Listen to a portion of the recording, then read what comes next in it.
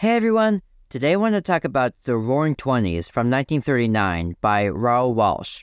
This is the 44th episode of my 1,000 Favorite Movie series, where I talk about the movies I love the most in a random order.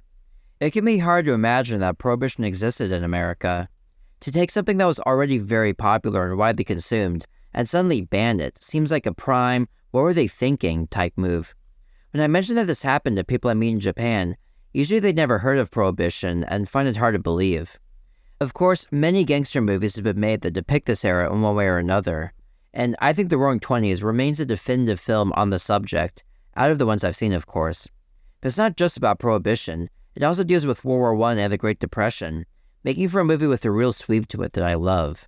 I also love that it stars two of my favorite actors from this era of movies, James Cagney and Humphrey Bogart. The movie opens with them meeting as soldiers in World War I and becoming fast friends. The war ends what seems like a couple of days later and they go home, each their separate ways. We follow Cagney, the lead, as he finds his old job has been taken, and before he knows it he gets swept up in the bootlegging business, making his own liquor, passing it off as a genuine thing, and selling it to speakeasies. As his racket grows bigger and bigger, he eventually runs into Bogart again, who happens to be working for a rival bootlegger. Still friends, they join forces to get even bigger, but let's just say that this friendly relationship doesn't last. Cagney was more of a recent discovery for me, and it didn't take long for me to really take to him. He plays in this movie the persona he's most known for, the tough guy gangster, and he really is like a firecracker, exemplified by the scene of him almost losing it when the bartender calls him a sucker and pushing a cigar in his mouth, one of the most famous scenes of his career. He's very ambitious and wants to go right to the top of the criminal world, but his toughness is balanced by his love for Jean Sherman, played by Priscilla Lane, a singer who he can't get over. While he may have criminal smarts, he doesn't have love smarts, being very naive about thinking that she feels the same way about him. I love how we can see his vulnerability in their scenes together, how in his heart he puts her above everything else, as he promises to give up the criminal life for a future together with her, but at the same time is too stubborn of a shell. He may be an explosive gangster, but it's impossible not to root for Cagney and love him. In the end, it's a combination of him being able to be as tough as anyone and having an irresistibly likable human core that makes him such a compelling actor for me. On the other end of the coin, there's Bogart, an actor who I always enjoyed tremendously in anything he's in. He's great as a hero, but I think my favorite type of role for him is when he plays kind of like a bad guy, and by the end of the movie he's certainly become the villain. He's much more eager to get his hands dirty and kill, first shown when he was a soldier. After another soldier refuses to kill an enemy soldier because he looks like a 15-year-old kid, Bogey immediately delights in shooting him himself, remarking, "He won't be 16. This trait carries over to after he becomes a gangster, ready to do anything it takes to gain power and destroy his enemies. By being more brutal, I think the audience has much more space to get behind Cagney, because even though he may be tough, he is not sadistic or backstabbing like Bogey is. Just having these two would be enough for any movie, but there's a nice supporting cast as well, such as Priscilla Lane, who I mentioned earlier, but most memorably Gladys George as Panama Smith, the woman who runs the speakeasy that's Cagney's hangout. She runs her business with a lot of energy and always says what she means. She strikes me as a little bit like a mother figure to Cagney, taken to him and wanting what's best for him. She's also quick to reveal her inner thoughts and her insecurities, like when she advises Cagney not to propose to his singer love interest so quickly, saying that he's more used to running around with, quote, dames like me. Scenes like this also show her love for him, and when he clutches her hand, you know exactly what's racing in her head. But you feel sad for her because her love for him isn't reciprocated, just like his love for Jean isn't reciprocated. She's lost out because she's not as young and pretty as she is. This is powerfully demonstrated when she becomes a singer at a nightclub later in the movie. While Jean's act captivated everyone in the room, Panama just comes across as old and washed up as no one pays attention to her. It all adds up to her being easily the most interesting female character in the film, as her presence is rather atypical in a gangster movie, and she really makes it a much richer experience. These kinds of interesting characters were part and parcel of the golden age of Hollywood, as was wonderful, perhaps cheesy dialogue, like when Bogey threatens someone by saying, "You came into this racket with your eyes open, you learn a lot and you know a lot. If any of it gets out, you'll go out with your eyes open, only this time they'll have pennies on them." But the thing that gives this movie an edge over a lot of other gangster movies is the scope.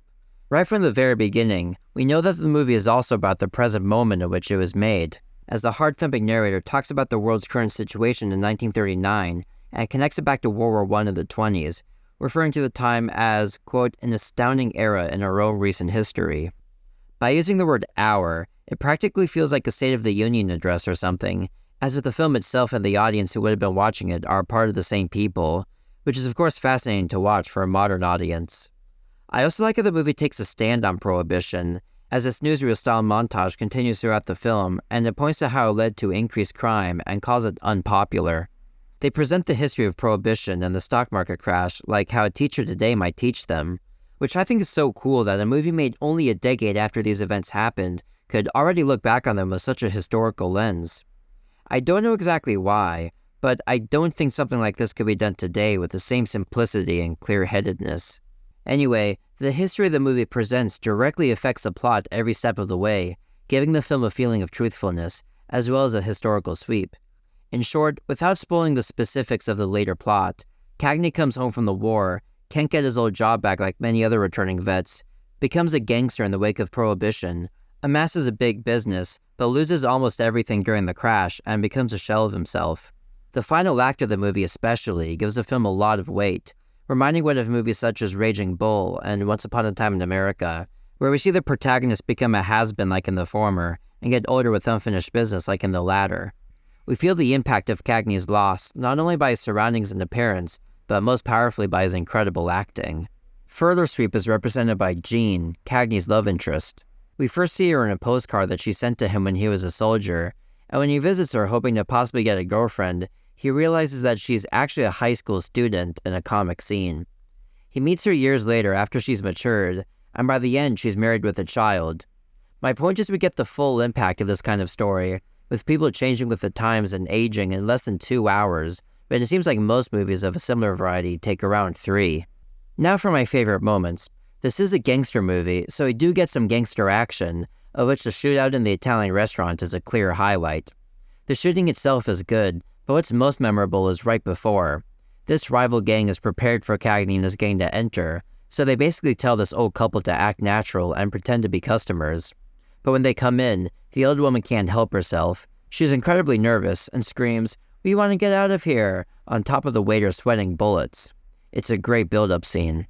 Next, I already mentioned Panama's singing scene towards the end, after she's lost her old job and had to move to a less glamorous bar.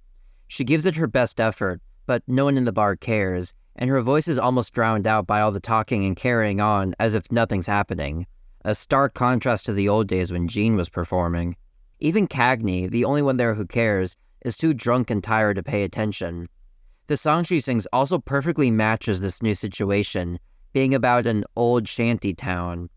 But the best part is at the end, as right when she finishes singing, she changes back to her normal attitude, tells the piano player to wrap it up, and sits down and complains about the crowd.